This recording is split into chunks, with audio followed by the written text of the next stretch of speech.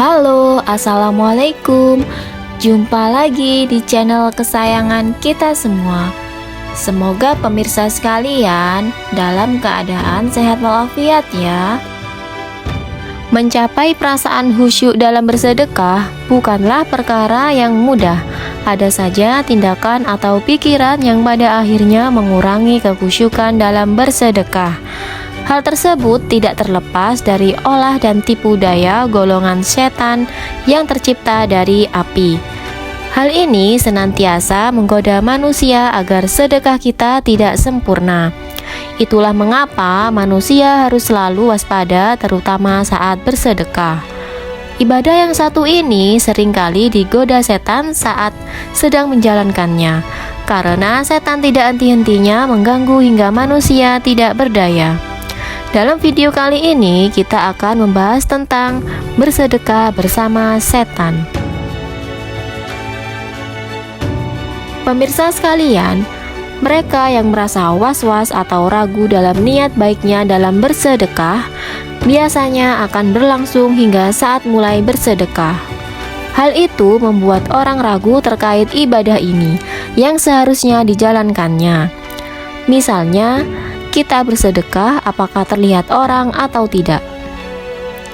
Kadang orang bersedekah menunggu orang lain melihat kita. Bahkan kadang orang bersedekah sering pilih-pilih. Contohnya, ketika kita memberi makan kucing liar dengan kucing kita sendiri. Jika mengalami hal ini, Anda patut waspada karena sebenarnya Anda tengah bersama dengan setan yang menggoda. Setan menghembuskan was-was dan syubhat dalam diri manusia. Hal ini sudah dilakukan sejak awal. Permusuhannya dengan Allah Subhanahu wa Ta'ala, yakni ketika setan menggoda Nabi Adam dan Siti Hawa untuk memakan buah kuldi.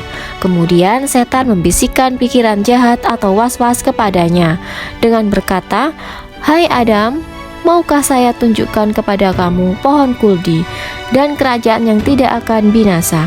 Quran Surat Toha ayat 120. Seseorang yang hanya senang memberi makan kucing peliharaannya saja dan bertindak kejam terhadap kucing yang lainnya atau kucing liar akan mendapatkan hukuman. Bagi mereka yang menyakiti atau menganiaya hewan yang lemah dan lucu ini adalah siksa neraka. Begitupun dengan kisah kucing yang sudah ada sejak zaman Rasulullah. Bahkan kucing merupakan hewan kesayangan beliau. Beliau sangat menyayanginya hingga ia selalu menjaganya dengan baik. Oleh karena itu, sebelum kita memelihara kucing, alangkah baiknya kita harus meniru bagaimana Rasul memelihara kucing. Beliau memberi nama kucing kesayangannya itu Muza. Suatu hari ketika Nabi hendak bepergian dan ingin mengambil jubahnya, ditemuinya Muza sedang terlelap tidur di atas jubahnya. Beliau sudah tahu yang namanya kucing kesayangan kalau sedang tidur sangat imut sekali. Tanpa ingin mengganggu kucing kesayangan Nabi itu terlelap, sehingga Nabi memotong sebelah lengan jubahnya yang ditiduri oleh Muza. Subhanallah, mulia sekali perbuatan Nabi ini. Kemudian Nabi pun pergi keluar rumah meninggalkan Muza yang sedang terlelap tidur. Ketika Nabi pulang kembali ke rumah, Muza terbangun dan merunduk kepada majikannya. Sebagai balasan, Nabi menunjukkan kasih sayangnya kepada Muza dengan mengelus lembut kepada Muza. Dalam aktivitas lainnya, ketika Nabi menerima tamu, beliau selalu duduk menggendong Muza. Dan ketika duduk, Nabi meletakkan Muza di pahanya. Salah satu sifat Muza yang Nabi suka adalah ia selalu mengeong ketika mendengar azan, seolah-olah suaranya terdengar mengikuti lantunan suara azan. Bahkan Nabi pernah berpesan kepada para sahabatnya untuk menyayangi kucing peliharaannya seperti menyayangi keluarganya sendiri. Jadi dari kisah di atas, jika kita memiliki hewan peliharaan, khususnya kucing, maka rawatlah dia dan sayangilah dia, karena itu merupakan tanggung jawab kita dan kewajiban kita sebagai majikannya. Tak terkecuali dengan kucing yang datang dari luar atau kucing-kucing liar. Kita harus memberikan makan dan minum dengan ikhlas tanpa membeda-bedakan bentuk dan rupa si kucing.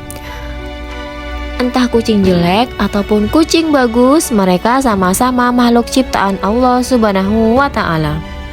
Dan Allah pun menyukai orang yang mempunyai rasa kasihan dan penyayang.